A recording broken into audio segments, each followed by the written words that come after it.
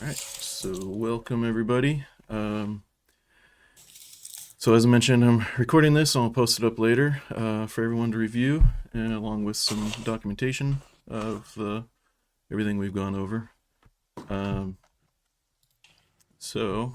did everybody get their project set up and VS Code?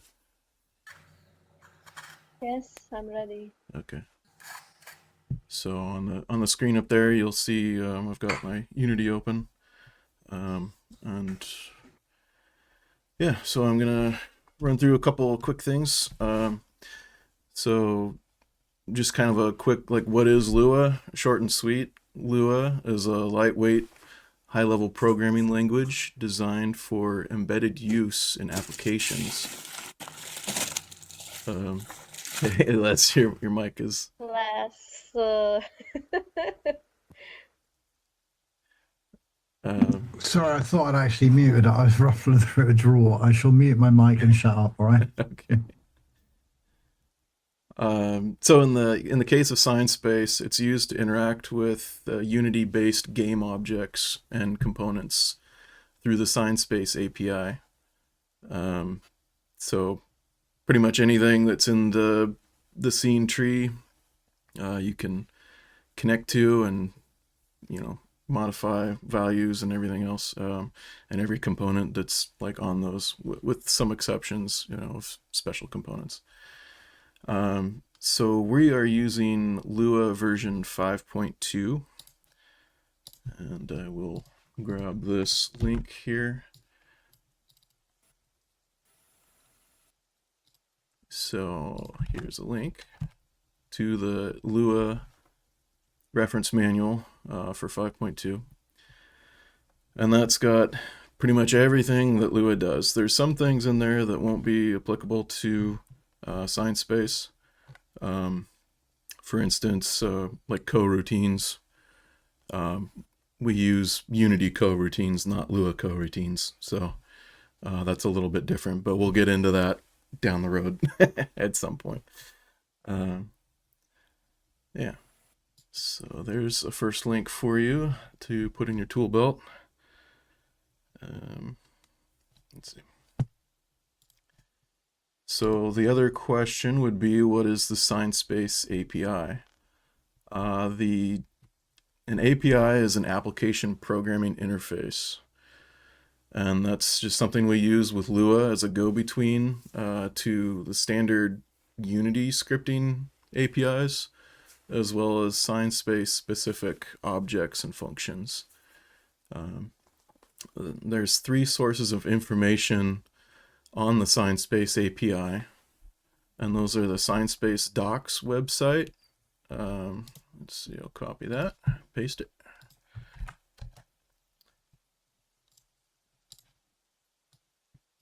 So you'll see here on the screen, that's the Sinespace docs website. It's just docs.sinespace, sign.space/scripting.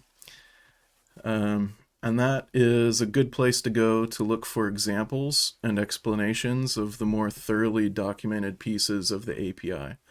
It's not 100% complete, but what's there is really good. I think Void put in a ton of work on that, so you can thank him for for all that. The second source would be the auto-generated reference website. Let's see, grab that.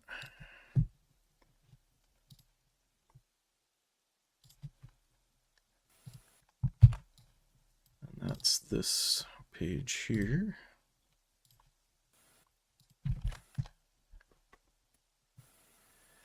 And this is basically 100% complete reference to all of the functions of the Sinespace API.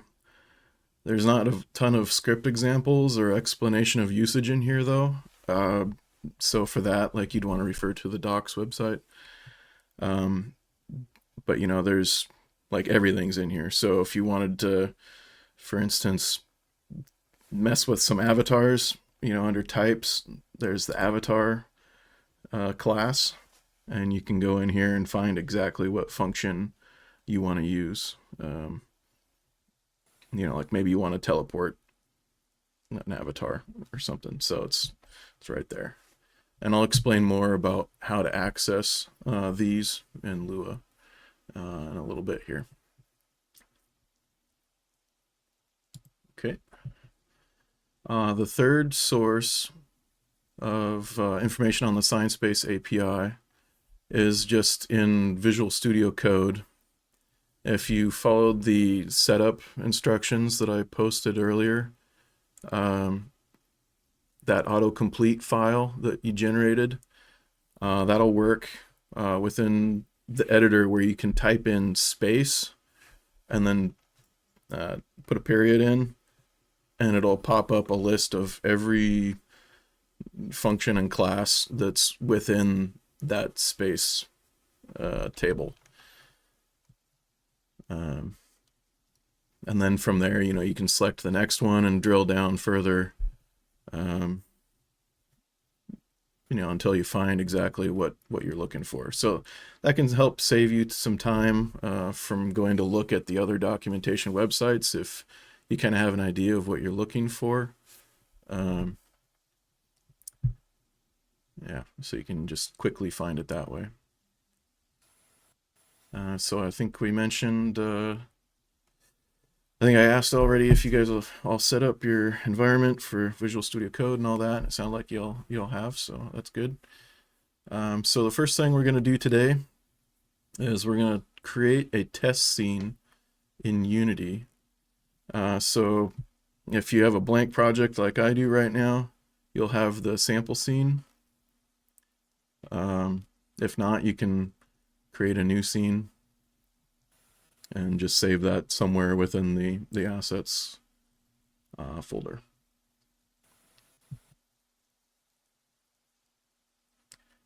So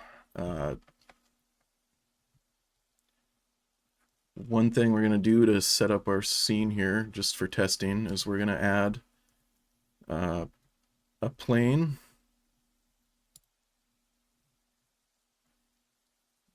Just for something for our avatar to stand on.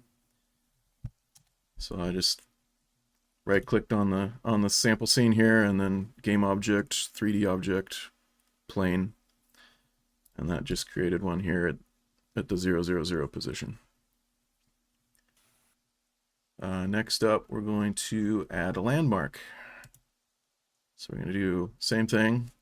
Right-click on the scene, go to game object, create other, and then landmark at 0. And once that's created, you can name it landing zone and set the type to landing zone over in the inspector tab. We'll also need to go in here and delete this camera because the Sinespace SDK will create its own camera when it runs.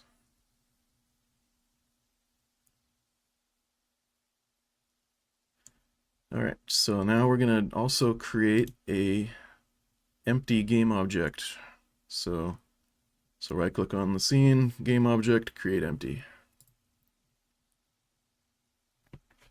We can just call that script for now. Then in the inspector panel here, we're going to hit add component and do scripting runtime in the search box, and that should pop up scripting runtime right there. Okay, so there's a lot of configuration options within the scripting runtime component. We'll go over most of those at a later date. For now, the ones we are interested in are source code script contents. That's this big box right here. And the script input, which is this box where you can drop a Lua script file. And then further down, there's a wait for player checkbox and a wait for network checkbox. So this script contents box here is a multi-line text box where you can actually type your script directly in there if you wanted to. So you don't have to rely on any external files at all. It can be a little janky in usage from my experience. I've had issues with it. Like you type something in there and then you go away, go back to it and you click and it highlights the whole thing, and then you type and it overwrites everything, that type of thing. So you can use it, just be really careful with it. And there's no autocomplete reference or anything like that within this box. Yeah. So what's handy though is this big open an external editor button here will open whatever's in the script context box within Visual Studio Code. So I hit that and it opens up this temporary file here. And then if I say test and then hit save, Control S, and close it, you can see it put it into this script contents box. So that's kind of the more handy way of using that. Just again, be careful with it because it's really easy to lose your contents. One thing that's really handy too about it is that this checkbox here, allow runtime script editing, if that is checked and your virtual good that you've uploaded to Sinespace is a furniture item or maybe a region, there's a setting within there. Maybe I'll just show you real quick. Under the detail tab of a virtual good, let's see, where am I? There's a customization capabilities down here with in-world customization with a Dropbox, and you can set that to source access. So now if you have a furniture item and it's set to source access and this allow runtime script editing is checked, you can actually edit the contents of this scripting runtime on the preview server in-game. So if you're testing some scripting stuff and you're not sure if it's going to work out right, you can do your editing in VS Code and then copy and then paste it in that box within the room editor of Sinespace. So we might go over that a little later because it is handy. I don't know if that works on the live server. I'm pretty sure it doesn't. It's just on the preview server, I think. But yeah, that's a handy thing.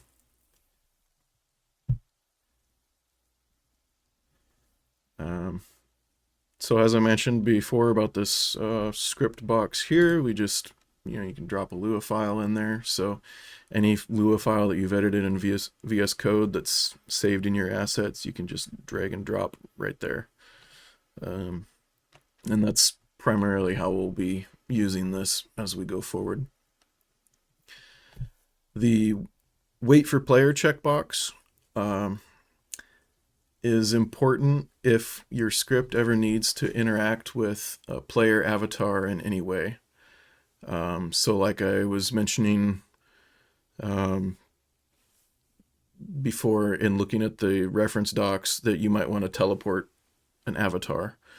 You'd probably want to have that checked if like your script is running right as the scene loads. Because if it's not, your avatar might not be loaded yet, and so the script won't access it correctly. It'll probably crash. So if you check that, it'll wait until your avatar totally loads, and then it'll run the script. Same thing with the wait for network. That's a little bit more of a advanced topic for the future, but networking where you're making sure that updates on your screen are showing up on everybody else's screen as well. If you're doing any of that in scripting, you want to make sure that box is checked as well.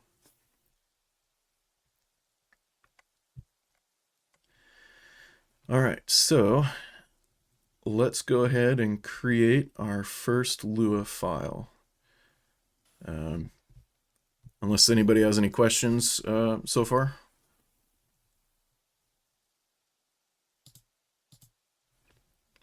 No, all good. All right, cool. So down here in Unity, in the project pane at the bottom of the screen,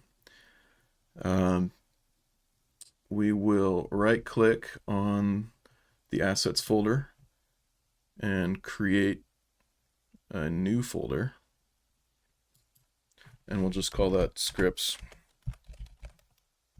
so that we have them all in one place for our testing here. So I'm going to go into that folder, and then I'm going to right click on it and say show in Explorer. Now it's going to pop up your Windows Explorer if you're on Windows. Sorry, I don't know how that's going to work on Mac. If it works for you that same way, that would be awesome. So we'll open up the scripts folder that we just made, and then right click within that folder and go to new, and then text document, and we're just going to call this day1.lua, or whatever you want to call it, but day1 works for me. And it's going to ask about changing a file name extension. Although I just realized that some people probably don't have extensions turned on, so let me just show that to you real quick. If it didn't have a txt at the end when you created that, go to View, and then Show File Name Extensions. Make sure that's turned on.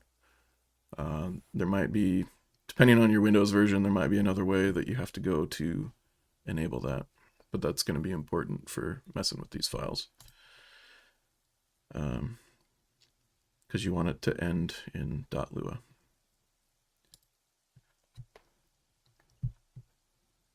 Okay. So with that created, we're going to close the window. And now it should show up down here in your assets. So we're going to go back to our script. Game object in the hierarchy, and we're going to drag that day1 Lua file into the script slot on our scripting runtime.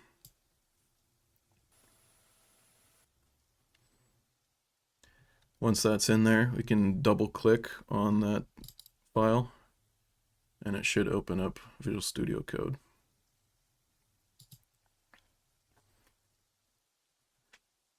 Yeah, you might remember if you watched the video about setting up VS Code that I mentioned you might lose your workspace folder occasionally. So I have, because I was messing around with this, opening other files and stuff like that. So I need to set that up again for myself. Yours might be already on there.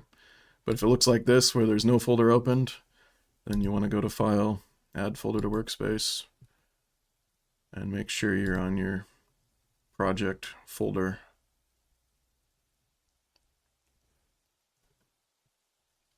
And hit Add. Okay, so one bit of Sinespace API before we continue, because it's kind of important for making sure that your scripts are working and kind of debugging them as you go. And that is space.log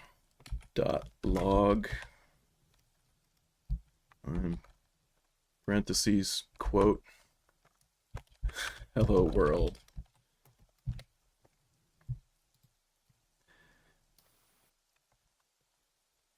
So let's digest this a little bit real quick. Space is the main Sinespace API table from which we can access the majority of the Sinespace API. One such function within the space table is log. The log function takes a single string argument and outputs it to the console of Unity.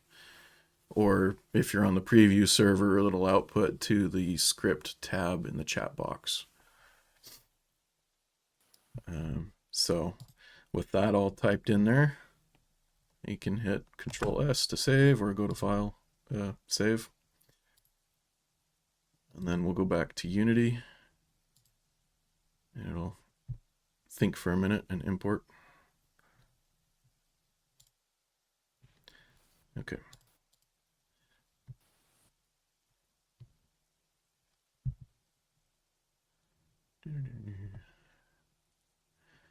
So now that we're yes, yeah, Safi. So anytime you're accessing something in the Sinespace API, it's space dot something.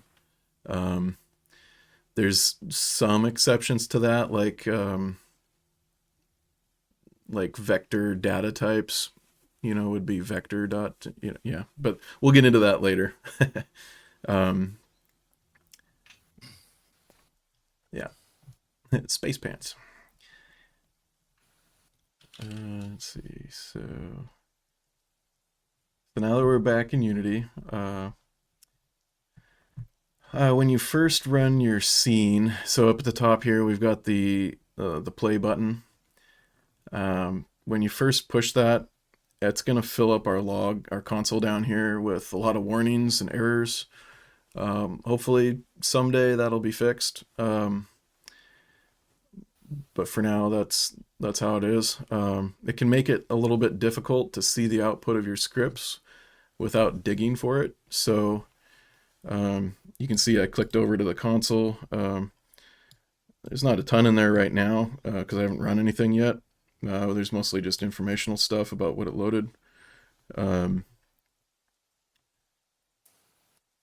yeah.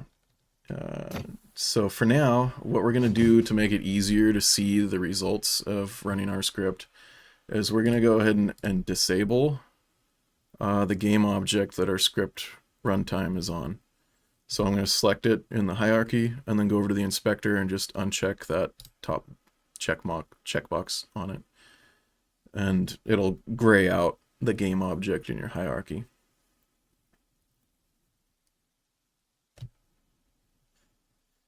Okay, so now let's go ahead and push the play button.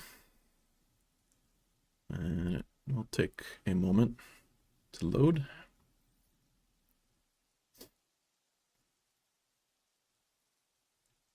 Okay, so with my landing zone, I've loaded in my avatar from the preview server. And down here in the console, you can see, like I was saying, all these warnings and errors and stuff. Once your avatar is loaded in and the console has stopped moving, putting up new messages, just go ahead and click clear on the console.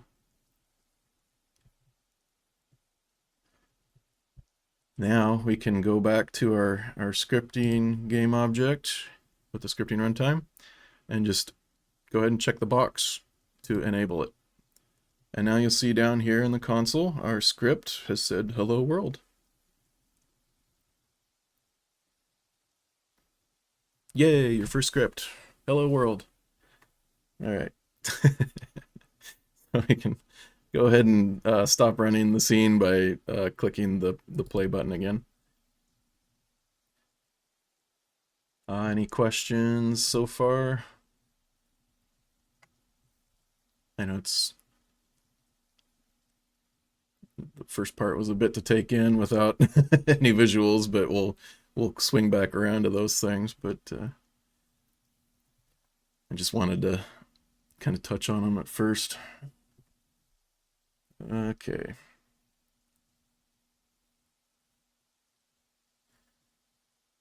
So let's go back to our script. So I still have VS Code open in the background here.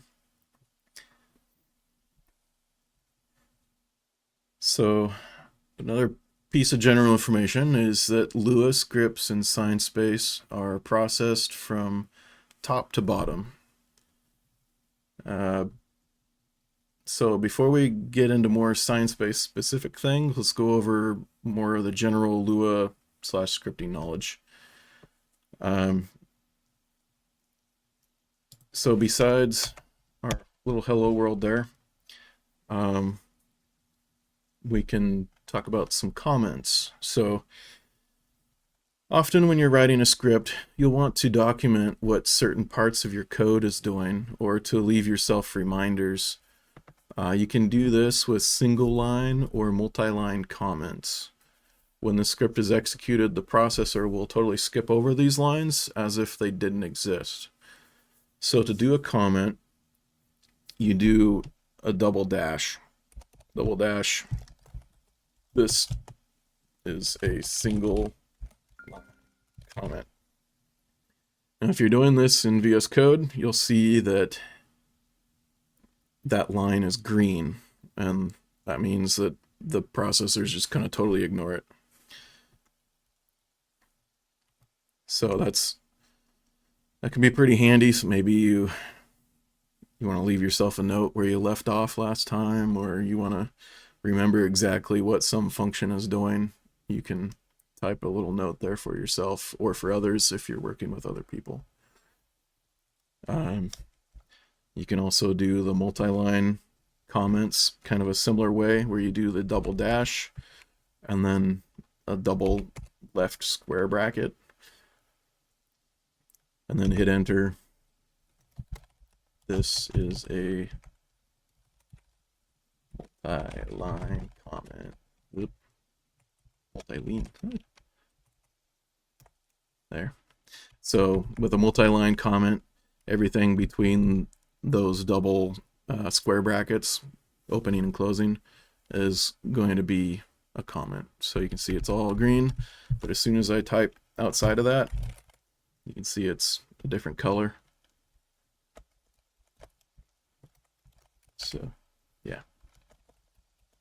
So if you have a lot to say that's not script, but you want to remind yourself. Oh, so L's asking what key that is. The square brackets. On my keyboard, it's above the enter key and over 3 keys from the right.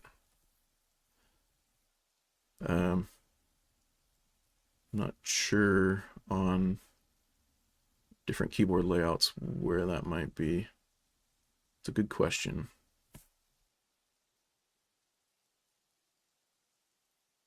Alt GR F. Ah, yes.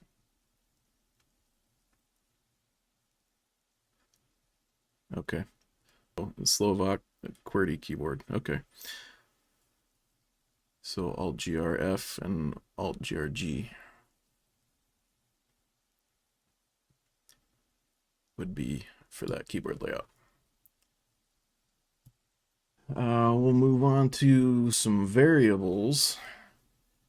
And again, just a little bit of talking at you here before we dive in. So in all programming languages, there are named units of data that can be assigned a value and can later be modified. These are known as variables. So variables can have different types of data. In many programming languages, once a variable is defined as a specific type, it can only contain one type of data, that one type of data. Lua, on the other hand, is a dynamically typed language, which means that variables do not have types, only the values that go into those variables do, which can be a little bit funky to wrap your head around, just how that's stated, but it's pretty easy to figure out once you start using it. So there are no type definitions in the languages, in the Lua language, um, but the values themselves carry their own type. All values in Lua are known as first class values. This means that all values can be stored in variables, passed as arguments to other functions, and returned as results. So that's probably over the head of some at this point, but it's just something you might jot down, or I'll send you. You'll have this as a reference, a guide to follow later. I'll send some text documents with this, but just something to keep in mind, and I'll repeat it when it becomes important later on. It's just some general knowledge that's good to know. There's 8 basic types in Lua, like types of values. So there's nil. That basically just means there's nothing there. It's nil, zilch, right? So if you define a variable without assigning a value to it, it's going to be nil until you assign something to it. You also have booleans. So that's basically just a true or false value. It's like a 1 or 0, true or false. There's number values, and numbers can be both integers and real numbers. So it'll or floats if you're familiar with other languages. So that could mean like a whole number, like 1, 2, 3, or it could be 0.5, 1.6, There's also string values, and that's anytime you do a quote and then like our hello world up there, like that's a string. So if I made a variable that I wanted to contain that hello world, you'd say variable my string equals hello world. So that's a string variable, or a variable containing a string rather. So there's also a data type known as a function, and we'll get into those. We might get into that towards the end of today, if not the next session. It's basically just a chunk of code that you can reuse over and over. You can pass other variables to it to like modify those variables or things like that. There's also a user data type, which I don't know that we're going to use a whole lot at this point. There's also threads and tables. Threads is something that's more advanced. We'll talk about that more later as well. Tables is like, well, we'll get into that later too. But just so you know, there's those 8 basic types that a variable can be or can contain. So variables can be local or global. So like you just saw there, if you type local in front of a variable definition, so local myvar, that means that variable can only be accessed within whatever block of code that it is contained within. And that becomes more important when we're handling functions and stuff later. But for now, basically just know that it's generally a good idea to make variables local unless you specifically need them to be global for some reason. Because a global variable can be accessed from any function within your script. and that can lead to, like accidentally overriding something that you didn't want to. Like if you have a variable called, I equals 1 in one part, and then you have a function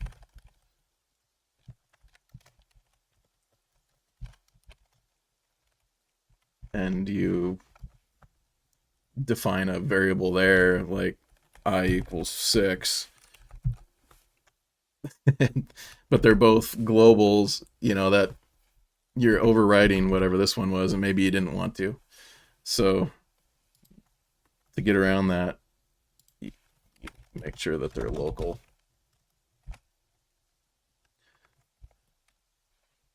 Okay.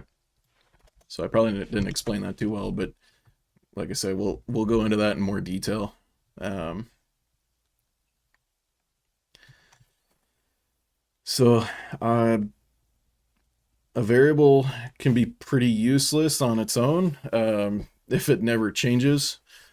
So in Lua, there's operations that you can do, both just on plain values as well as variables. So Lua supports, let's see, it looks like there's 8 arithmetic operations. So just like a calculator, if you have, um,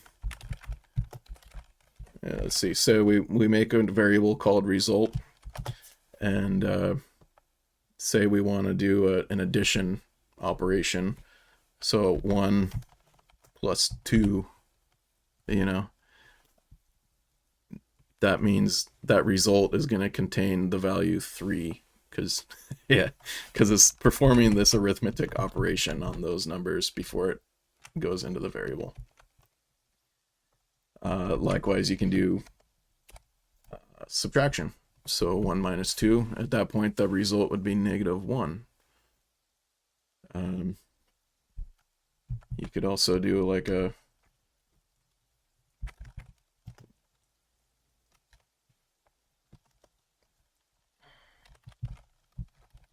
another variable that's using the first one. So if that first one is -1 and you add 5, then that's going to be +4 that ends up in the second result.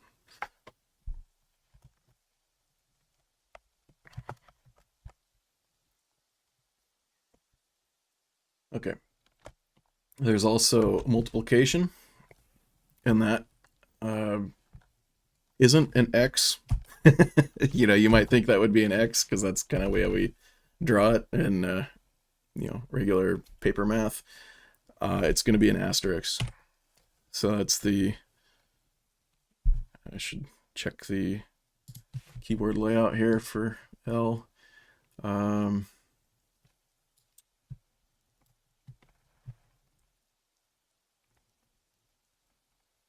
Does anybody see it on there? Oh, there it is.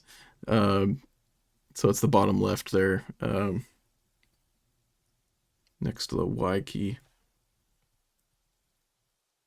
So it looks like I guess that would just be the key by itself. Oh, it looks like it's also down on the bottom right. So I don't know if you can see that, L.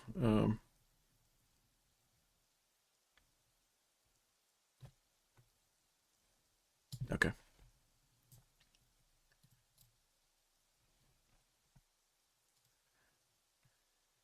So in the scripting world or programming world, multiplication is done with an asterisk. So like 1 time, or let's change that to something else. Like 2 times 5, that would give you the result of 10.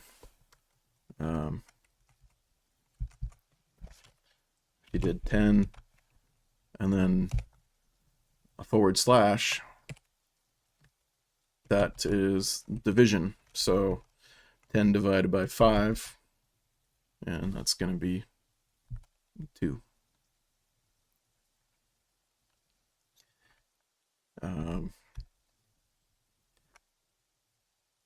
There's a few others that are little more advanced. I'll go over those later. The main ones for now, I think we'll just stick with the addition, subtraction, multiplication, and division. Those are the basics. There's also floor division, modulo, exponential, and unary minus, but yeah, we'll go over those later. So there's also string operations that can be done. So say you have a variable that you want to have the full name of someone, and so you have a string that's the first name. I'll put Karsten, and then you have the last name, Stark. So to join those two together, you do a double period, and that's called concatenation. I don't know if I'm pronouncing that right. So it's basically just adding the second string to the first one. So now that full name variable would be Karsten Stark. So you could test that if you wanted to by going space.log and then just putting the variable name in there, full name. So if we save that, go back to Unity, we'll run.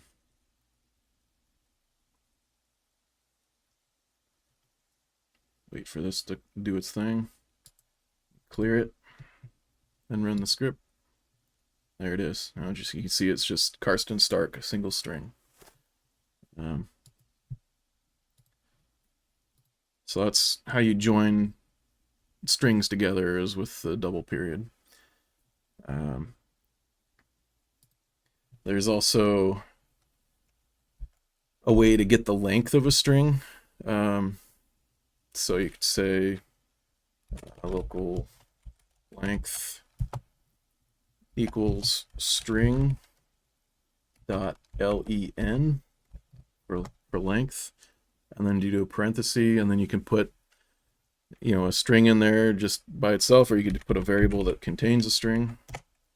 So I'll do the full name, and then maybe just as an example, we'll do a space log here. It says full name period contains period length period letters. Okay. So full name dot contains dot length dot letters, and then if we run that,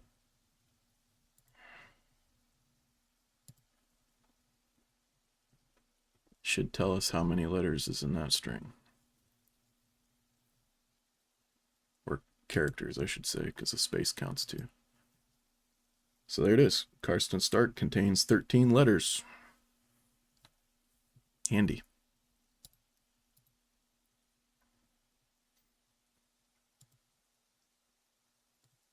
The next part of Lua that we're going to go over is control structures and blocks.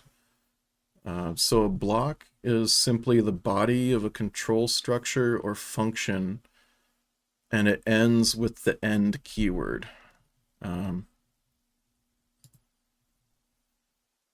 So I'll do an example of that here in a second. First, we're going to go over conditionals. So there's conditionals where, like, let's see. So there's an if-else statement. Generally has a structure of if an expression is true, then do something, else do something else, and then it ends. So like if we type that out, we would say if 1 is greater or is less than 2, then space log true, else space log false. So this is a conditional statement, if-else statement.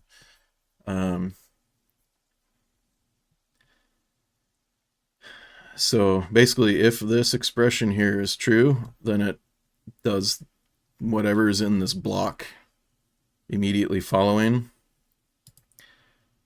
If it's not true, then it processes whatever's in the block after an else statement. Now, you don't have to have the else statement. It can just be an if then end. And in fact, a lot of the times it'll probably be that way. But it can be handy to also handle the false statement. So the conditionals can also have a number of relational operators besides just less than. There's equals. It's a double equal sign. It's for equality. So this would, if I just ran this as it is, it would spit out false because this is not a true statement. 1 does not equal 2, so that's false. So you end up down here under the else statement. There's also an inequality relational operator, which is the squiggle line. I don't know what the name of that is. The squiggle line and the equal sign. And let's just double check this here. For L, that is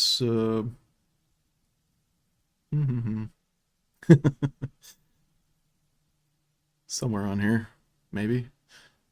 Oh, there it is. So it's on the 1 key. So it looks like it's going to be Alt GR1.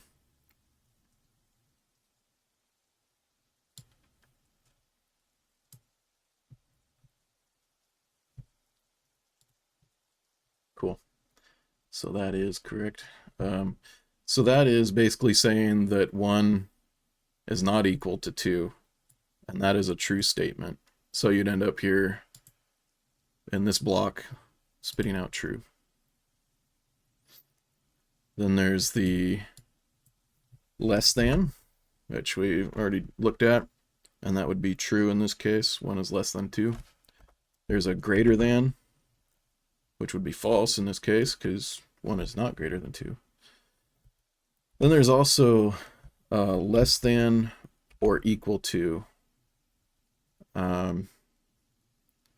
So like if you had a 1 and a 1, like 1 is not less than 1, right?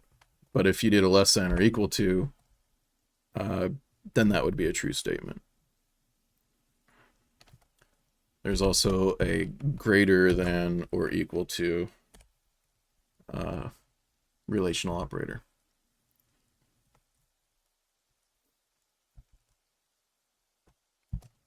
Now there's also logical operators, and there's 3 of those. There's and, or not.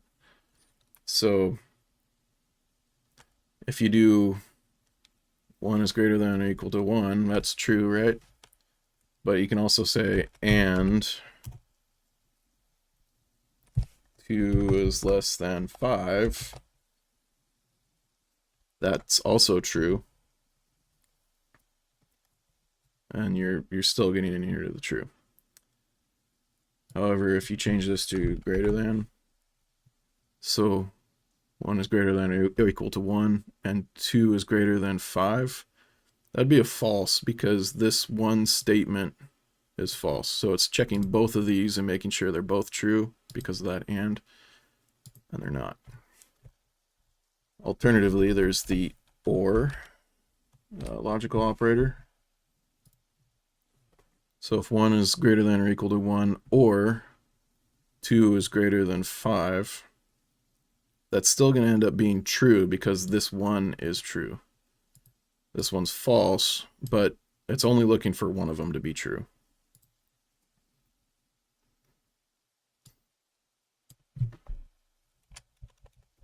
Okay. There's also a not logical operator. So 2 is not greater than 5, right? But if we put not in front of it, so that would basically change it from being a false to a true statement. You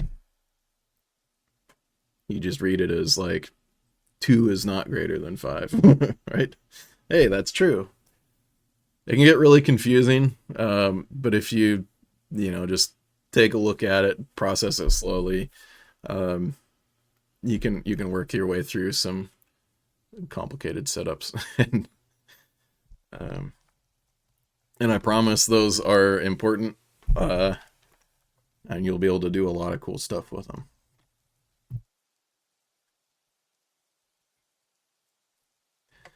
So we're getting close to the end of our time today. Any questions so far?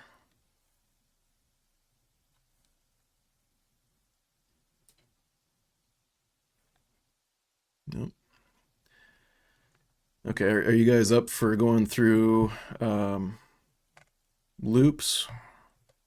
I don't think we're gonna be able to. I don't think we're gonna have time to run through functions and stuff yet. So we'll save that for the next one. But if you guys are up for loops, I can run through those real quick.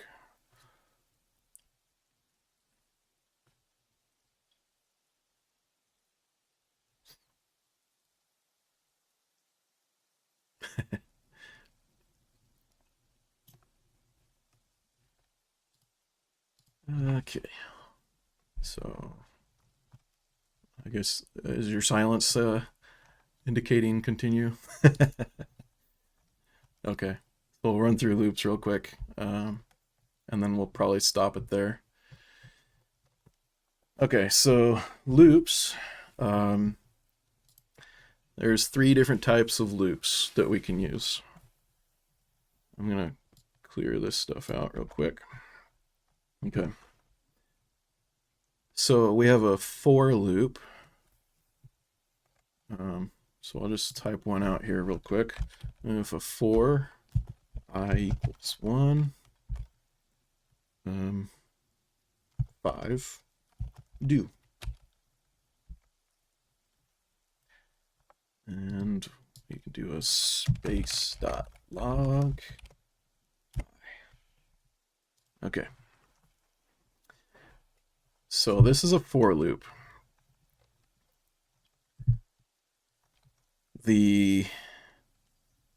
Let's see. Well, let me add one more bit to it here. There we go. Just to make it more confusing. No, I'm kidding. Okay, so the for loop. The first expression here, you'll see there's these commas in here, right? So those are dividing 3 different expressions. So the first expression is going to be your control variable. And in this case, we're calling our variable I, and we're giving it a value of 1. So the control variable is just going to basically, it's going to control how many times we're going to go through this loop. This second expression here defines what value the control variable should cross before the for loop is terminated. So for example, if you start at 1 and you increment by 1 each time you go through the for loop, once you pass 5, the for loop is going to stop.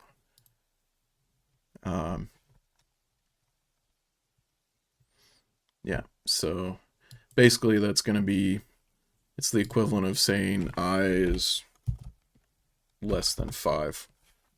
So that's, as long as that's true, like you wouldn't type that in Lua, like in other languages you would, but Lua just kind of assumes that. So basically you're saying as long as I is less than 5 in this case, then continue doing the loop. This third expression is how much to increment the control variable each loop. So for the first run through, it's going to be 1. The second run through, it's going to be 2 because you're increasing by 1. So we could run this real quick just so you see. It's going to log each run through the loop. So I saved it, and we're going to go back to Unity. And it's going to import the file, and then we're going to hit run.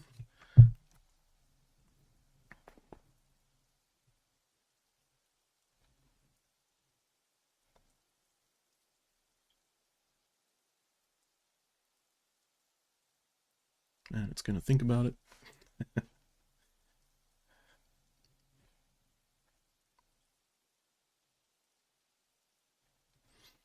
All right.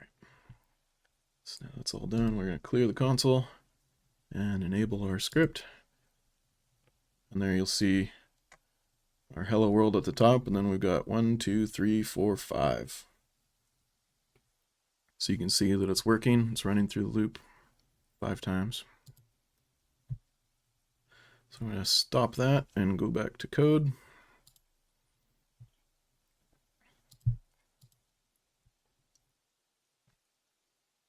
So this third expression is optional. By default, it's just 1. That's usually how it goes. You might want to do it like in reverse though or something. So like say you wanted to start at 5, and then once it goes below 1, then it stops. So you could put a -1. So let's try that, see if it works.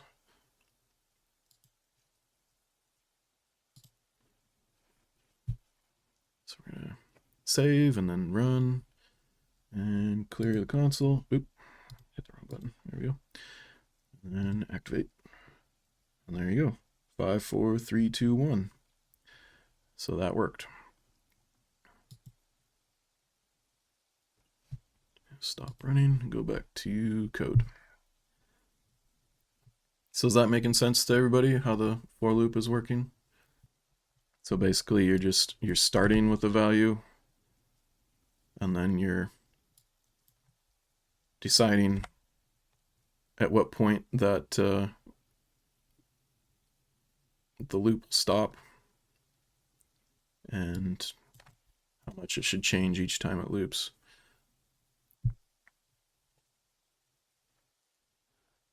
Okay, well, we might do a refresher on loops next time too, just to make sure that it sticks. So we also have while loops.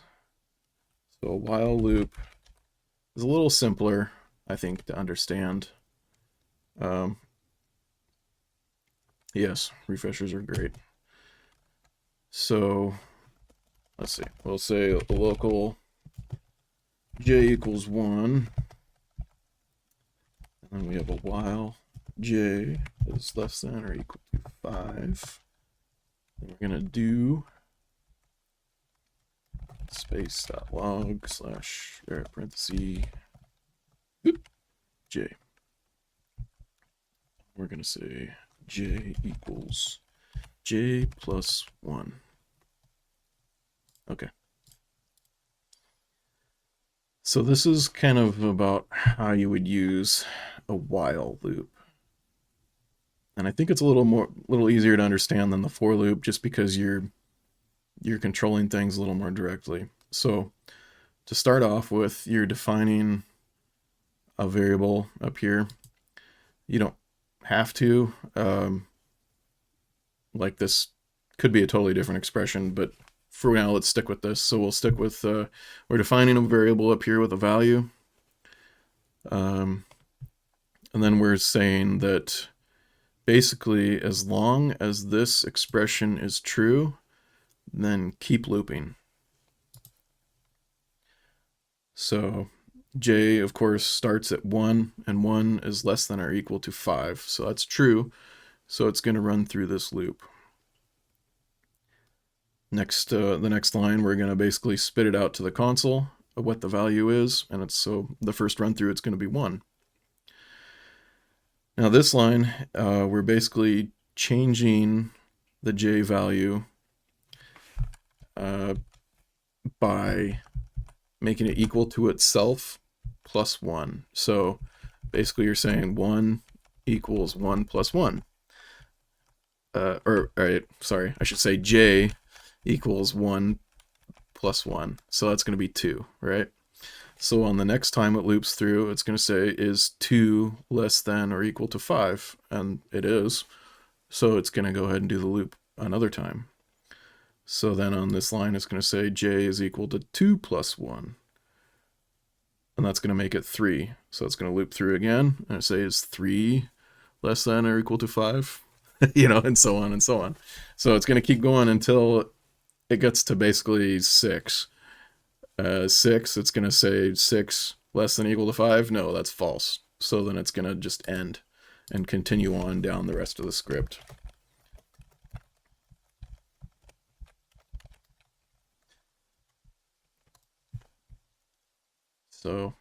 So if we run this, you'll see that it's going to spit out hello world, and then 1, 2, 3, 4, 5, and then say done. So we'll save that. Go back over here, hit run.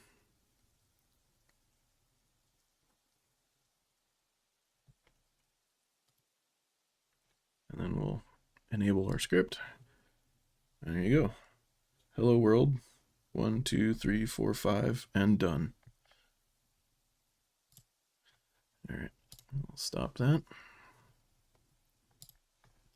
So do while loops make a little bit more sense than the fors? Okay. So like a for loop is basically the same thing. It's just like a little bit of a shorthand, I think. And where things are more included within the structure of the for loop.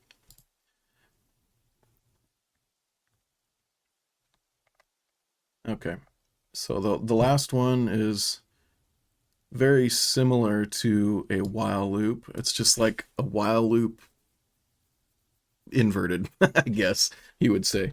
So a repeat as the name of this loop, and we're going to say repeat, and then a new line, space log j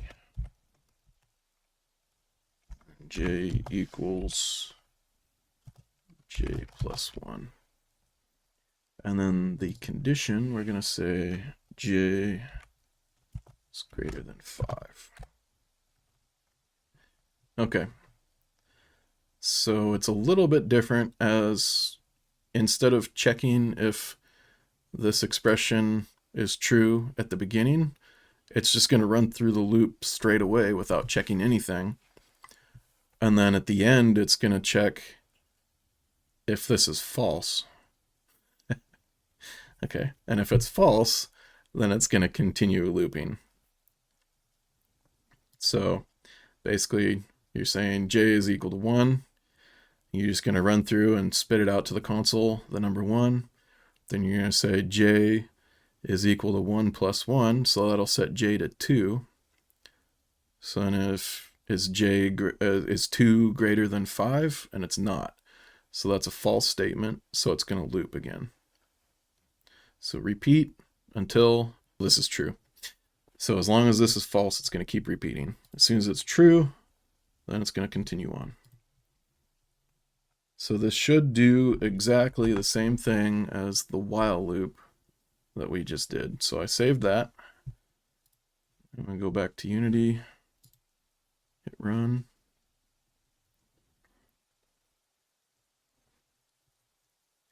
Wait for that to settle down, hit clear, and we'll run our script. Yep, so hello world, 1, 2, 3, 4, 5, and done.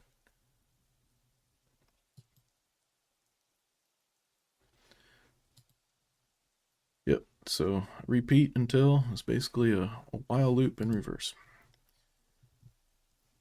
Okay. So I think we will almost made it through everything I had today, but So next time we'll go over functions and methods, tables, and then we'll start getting into the Sinespace API and how to interact with game objects. Any questions on anything so far? You want me to go over anything again? So I was going to just add my thanks to you for doing this, Carsten. That's much appreciated for everybody concerned. oh yeah, no problem. Hopefully it works out and get people doing more scripting in here. That would be awesome. Yeah, it would be great. When I first began, I think the hardest thing I found was how to get the connections for the objects in a scene to be accessible in the script. So those object references that you're going to cover, I think will be a vital point for new people to actually get to grips with. It's a fundamental part of linking the two different things together, the script and the object that you want things to happen on. So that's going to be an eye opener for you guys when you can actually figure that out and get a link correctly to your object. I'm looking forward to how you present that, Carsten. Yeah, that's going to be a big part of it because yeah, getting references to game objects in the world is something that even today it can be for me. It's a little bit challenging sometimes. Like, do I really Definitely. want to add a Yeah. reference to this, and do I want to search for it? Yeah, so we'll go over all the different ways of how to get references to game objects and how to interact with them. Um, Mm. Yeah, good one. Thank you very much. yeah, so thanks for coming, and I'll post up on Discord and Facebook for when the next one will be. I got some stuff coming up here that I got to deal with, so as soon as I know, I'll let you know. Sounds good. All right, thank you guys. Okay, we'll see everybody else in work later on tonight or at Buzz and tomorrow. Laters, guys.